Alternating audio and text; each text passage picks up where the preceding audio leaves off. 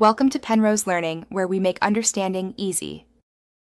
You start by placing the workbook in a cloud location, OneDrive, SharePoint, or Google Drive, so a persistent link can be created.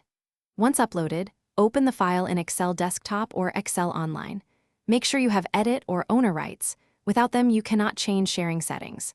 Next, click Share or File Share to reveal link options. This step begins the actual link creation, so don't stop until you see the dialog that lets you choose access level.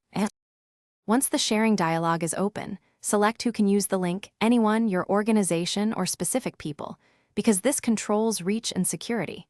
Then pick permission level, view, comment, or edit, enable or disable downloading to protect content. Use advanced options to set an expiration date or a password when required, and add recipients if you choose specific people. After configuring, use the Generate or Copy Link button. These choices determine both how recipients interact and how long the link remains safe.